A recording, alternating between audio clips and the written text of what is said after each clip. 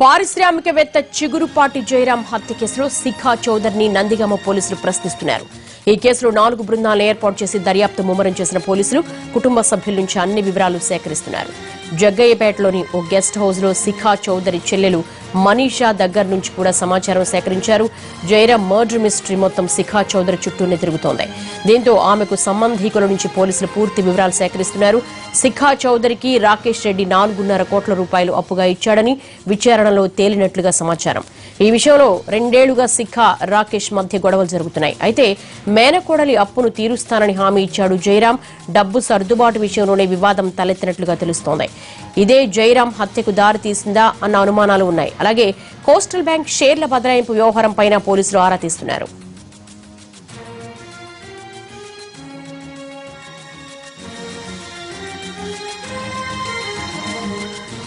జయరాం హత్య తర్వాత శిఖా చౌదరి రాకేష్ రెడ్డితో కలిసి హైదరాబాద్ లోని ఆయన నివాసానికి వచ్చినట్లుగా తెలుస్తోంది. ఇదే విషయాన్ని జయరాం వ్యక్తిగత సిబ్బంది చెబుతున్నారు. జయరాం ఇంట్లోకి చొరబడ్డ శిఖా చౌదరి ఆయన వ్యక్తిగత సిబ్బందిని బెదిరించి బెడ్రూమ్ తాళాలు తీసుకుందని తెలుస్తోంది. ఇంట్లో కీలక పత్రాల కోసం వెతికిందని, అదే సమయంలో ఫోన్ చేసిన కోస్టల్ బ్యాంక్ డైరెక్టర్ ఇంట్లోకి ఎవరిని రానివ్వద్దని చెప్పడంతో శిఖాను ఇంటి నుంచి పంపివేసినట్లుగా తెలుస్తోంది. చిగురుపాటి జయరాం హత్య కేసులో ఆయన మేనకోడలు శిఖా చౌదరి చుట్టూ ఉచ్చు బిగుస్తోంది. శిఖా చౌదరి అసలు పేరు పులివర్తి మాధురి.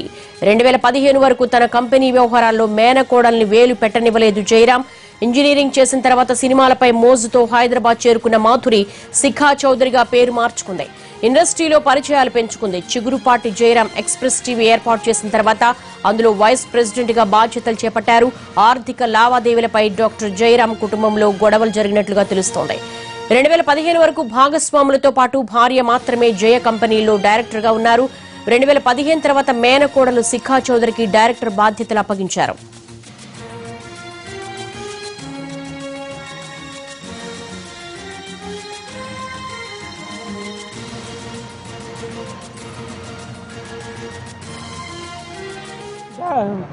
తాళం కోసం బాగా గట్టిగా వాదించి తాళం తీసుకొని పైకి వెళ్ళి ఆ టైంలోనే ఈశ్వర్ అని కోస్టల్ బ్యాంక్ ఎండి ఎవరు రానివ్వద్దు బయటికి పంపించి ఎవరు వచ్చినా అంటే ఎంబడే ఆమె లేదు మేడం వెళ్ళొద్దంట అంటే సరే అని ఎంబడి రిటర్న్ పంపించేదాం సార్.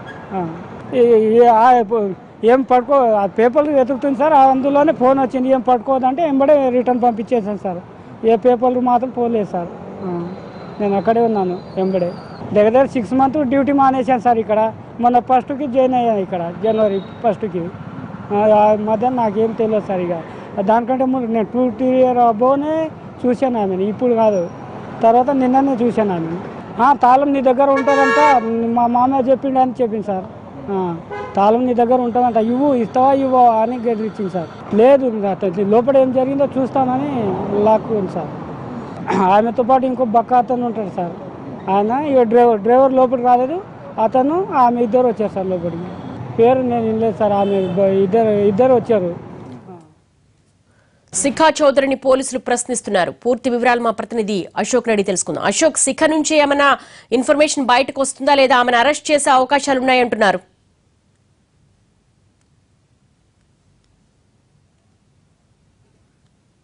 దేవి, పోలీసులు మనకి చెప్తున్న సమాచారం ప్రకారం అయితే శిఖా చౌదరిని అరెస్ట్ చేసే అవకాశాలు బహుశా సాయంత్రం కానీ రాత్రి కానీ ఆమెను అరెస్ట్ చేసే అవకాశాలు దాదాపుగా ఉన్నట్టుగా తెలుస్తోంది.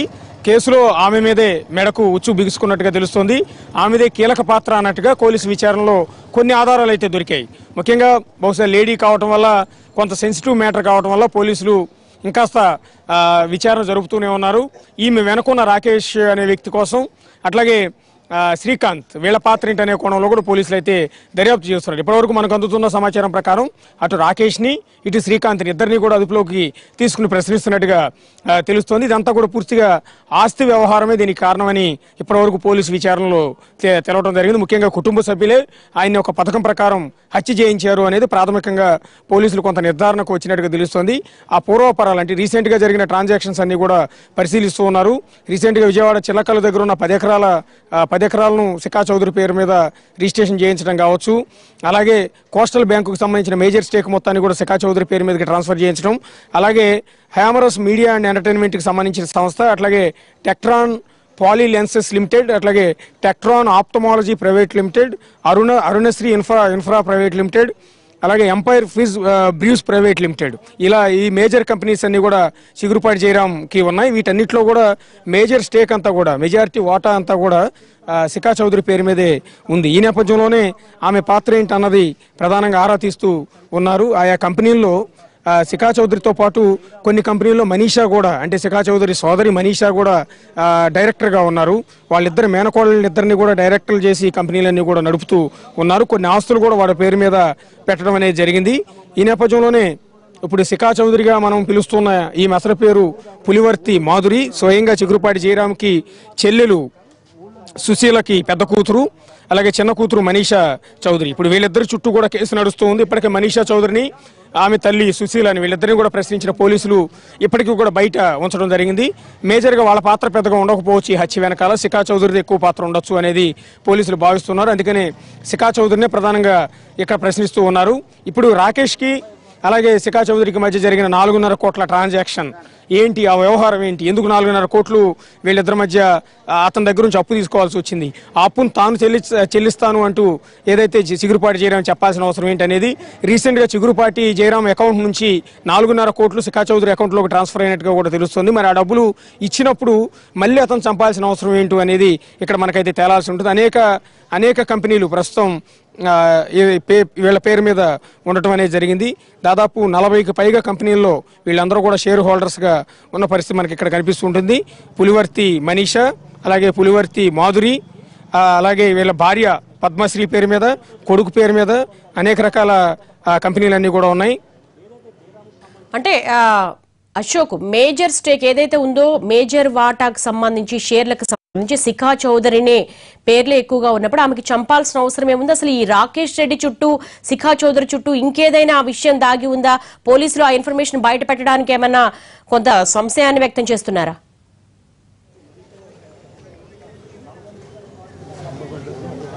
పోలీసులు చెప్పేది ఒకటే, కేసులో అనేక కోణాలు వెలుగులోకి వస్తున్నాయి, అన్ని కోణాల్లో కూడా దర్యాప్తు చేస్తూ ఉన్నాం. శిఖా చౌదరి డైరెక్ట్గా చేయించిందా, లేకపోతే శిఖా చౌదరికి అత్యంత సన్నిహితంగా ఉన్న బాయ్ ఫ్రెండ్స్ ఎవరైతే ఉన్నారో, రాకేష్ కావచ్చు, ఇతర శ్రీకాంత్ కావచ్చు, ఇంకెవరైనా వ్యక్తులు కావచ్చు, వీళ్ళందరూ చేయించారా అన్న కోణంలో కూడా దర్యాప్తు చేస్తున్నారు. ఇదే క్రమంలో జిల్లా ఎస్పీ త్రిపాఠి కూడా అమెరికా నుంచి వస్తున్న ఆయన భార్య పద్మశ్రీతో కూడా మాట్లాడారు.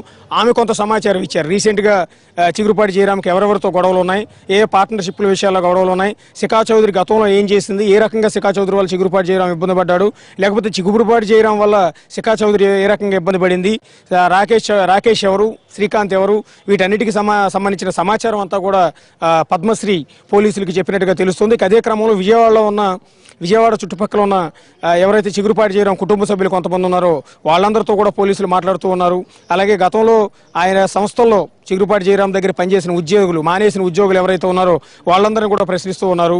చిగురుపాటి జయరాం వ్యాపార సంస్థలు, అంటే ఫార్మా కంపెనీల నుంచి ప్రారంభించి ఒక చిన్న సంస్థ నుంచి ఎదిగి అనేక కంపెనీలను స్థాపించిన సందర్భంలో ఆయన ఎదుగుదలలో పూర్తిగా సహకరించిన కొండపల్లి భానుప్రసాద్, అలాగే తాండవ కృష్ణ, వీళ్ళిద్దరూ దాదాపు చిగురుపాటి జయరాంతో 20 ఏళ్ల పాటు కలిసి పనిచేశారు. కానీ శిఖా చౌదరి వచ్చిన తర్వాత పరిస్థితికి పూర్తిగా మారిపోయింది. ఆయా కంపెనీల్లో శిఖా చౌదరి పూర్తిగా హస్తగతం చేసుకోవడం, పూర్తిగా ఆక్రమించిన నేపథ్యంలో అటు భానుప్రసాద్ కావచ్చు, తాండవ కృష్ణ కావచ్చు, వాళ్ళు చిగురుపాటి జయరాం నుంచి కొంత విడిపోయి బయటికి వెళ్ళిపోయిన పరిస్థితి కూడా కనిపిస్తుంది. సో వాళ్ళకి రావాల్సిన డబ్బులు కూడా ఇంకా చిగురుపాటి జయరాం నుంచి రావాల్సి ఉన్న పరిస్థితి ఉంటుంది. సో ఇంతమందిని పక్కకి గెంటేసి పూర్తిగా కంపెనీలన్నింటినీ కూడా తన చేతిలోకి తీసుకోవడం ద్వారా శిఖా చౌదరి ఆధిపత్యాన్ని ఇక్కడ చూపించుకుందని చెప్పొచ్చు. ఒకసారి ఏదైతే చిగురుపాటి జయరాంకి సంబంధించిన కంపెనీ లిస్టు నా దగ్గర ఉంది. టెక్ట్రాన్ పాలీలెన్సెస్, దీనిలో డైరెక్టర్గా శిఖా చౌదరి అలియాస్ మాధురి ఉన్నారు. అట్లాగే పులివర్తి మనీషా అంటే ఈమె సోదరి, ఆమె కూడా అనేక కంపెనీల్లో డైరెక్టర్గా ఉన్నారు. ముఖ్యంగా నేను ఇక్కడ ఒకసారి చెప్పేది ఏంటంటే, directors of Humorous Media and Entertainment Limited, ఇది ఒక పెద్ద కంపెనీ. ఈ కంపెనీలో పద్మశ్రీ చిగురుపాటి అంటే ఆయన భార్య డైరెక్టర్గా ఉన్నారు. పులివర్తి మనీషా అడిషనల్ డైరెక్టర్గా ఉన్నారు. పులివర్తి మాధురి అడిషనల్ డైరెక్టర్గా ఉన్నారు. ఇది ఒక కంపెనీ గురించి నేను చెప్పింది. అలాగే పులివర్తి మనీషా అంటే ఏదైతే శిఖా చౌదరి సోదరి ఉన్నారో ఆమె మరికొన్ని కంపెనీల్లో ఉన్నారు. ఒకటి ఆకులస్ ఆప్టికల్స్ ప్రైవేట్ లిమిటెడ్లో అడిషనల్ డైరెక్టర్గా ఉన్నారు. టెక్ట్రాన్ ఆప్టిక్ ప్రైవేట్ లిమిటెడ్లో డైరెక్టర్గా ఉన్నారు. హ్యామరస్ మీడియాలో అడిషనల్ డైరెక్టర్గా ఉన్నారు. హేమాపూర్ డయాలసిస్ సెంటర్ ప్రైవేట్ లిమిటెడ్, ఇది రీసెంట్గా హైదరాబాద్లో స్టార్ట్ చేసింది. దానికి సంబంధించిన వీడియోలు కూడా ఉన్నాయి. దానిలో మనీషా అడిషనల్ డైరెక్టర్గా ఉన్నారు. Empire fish brews private limited అనే సంస్థలో డైరెక్టర్గా ఉన్నారు. హ్యామరస్ బ్రాడ్కాస్టింగ్ ప్రైవేట్ లిమిటెడ్, దీని పేరు మీద ఎక్స్ప్రెస్ ఛానల్ కూడా స్టార్ట్ చేశారు. దానిలో మనీషా కూడా ఉండటం జరిగింది. అట్లాగే directors of Narayana infra projects India limited, ఇది కూడా చిగురుపాటి జయరాంకి సంబంధించిన ఒక పెద్ద కంపెనీ. ఆ కంపెనీలో కలిదిండి వెంకటేశ్వర రాజు ఒక డైరెక్టర్గా ఉన్నారు. డాక్టర్ జయరాం చిగురుపాటి డైరెక్టర్గా ఉన్నారు. పద్మశ్రీ చిగురుపాటి డైరెక్టర్గా ఉన్నారు. తాండవ కృష్ణ గొట్టిపాటి, ఆయన కూడా వన్ ఆఫ్ ది డైరెక్టర్గా ఉన్నారు. అలాగే నోవారిస్ డిస్కవరీస్ ప్రైవేట్ లిమిటెడ్ అనే సంస్థ, ఈ సంస్థలో కూడా ఎవరైతే పులివర్తి మాధురి డైరెక్టర్గా ఉన్నారు. ఇవన్నీ కూడా ఈ చిగురుపాటి జయరాంకి సంబంధించిన కంపెనీలు, కొన్ని వందల కోట్ల టర్నోవర్తో నడుస్తున్న కంపెనీలు. ఇదే క్రమంలో హైదరాబాద్లో ఉన్న ఇందాక నేను చెప్పిన హ్యామరస్ లెన్స్కి సంబంధించిన, అంటే కళ్ళజోళ్ళు ఫ్రేమ్ లోపల పెట్టే గ్లాస్ ఏదైతే ఉందో ఆ గ్లాస్ కంపెనీ కూడా చిగురుపాటి జయరాంకి ఉంది. చాలా పెద్ద కంపెనీ. ఆ కంపెనీలో ఉద్యోగులకు జీతాలు ఇవ్వడం లేదనే కారణంతో వాళ్ళందరూ కలిసి పోలీస్ స్టేషన్లో ఫిర్యాదు చేసిన నేపథ్యంలో ఆ కేసులో కూడా చిగురుపాటి జయరాం అరెస్ట్ అయ్యి చెంచలగూడ జైల్లో 14 రోజుల పాటు రిమాండ్ ఖైదీగా ఉన్నారు. ఆ కేసులో ఇప్పటికీ కూడా చిగురుపాటి జయరాం ఆరోపణలు ఎదుర్కొంటూ ఉన్నారు. ఆ కేసులో విచారణకు అటెండ్ అవుతూనే ఉన్నారు. ఇప్పటికీ ఉద్యోగులు జీతాలు చెల్లించలేదు. అలాగే ఎక్స్ప్రెస్ టీవీ స్టార్ట్ చేశారు. కొన్ని వందల మంది ఉద్యోగులు ఆ ఛానల్లో చేరారు. కొన్ని లక్షల రూపాయలు జీతాలు ఇస్తానంటూ వాళ్ళందరినీ పెట్టుకుని వాళ్ళకు కూడా కొంతమందికి 6 నెలలు, కొంతమంది సంవత్సరం పాటు కూడా జీతాలు ఇవ్వలేదు చిగురుపాటి జయరాం. ఆ తర్వాత వాళ్ళందరూ ధర్నాలు, ఆందోళనలు చేసి ఉద్యోగాలు మానేసి బయటికి రావడం. ఆ తర్వాత ఆ ఛానల్ని శిఖా చౌదరి చేతిలో చిగురుపాటి జయరాం పెట్టడం, ఆమె ఆధిపత్యమే ఛానల్ మొత్తం కూడా కనిపించడం, ఆ తర్వాత ఆమె చేతిలోనే ఆ ఛానల్ అంతా కూడా మూతపట్టడం అనేది జరిగింది.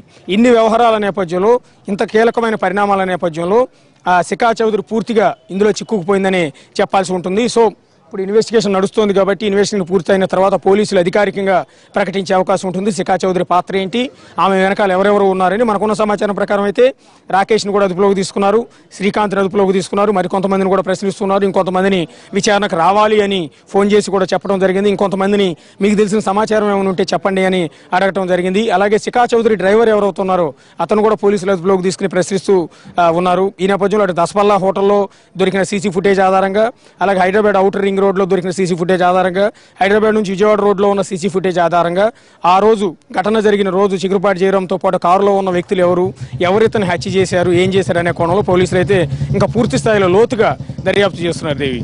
All right Ashok.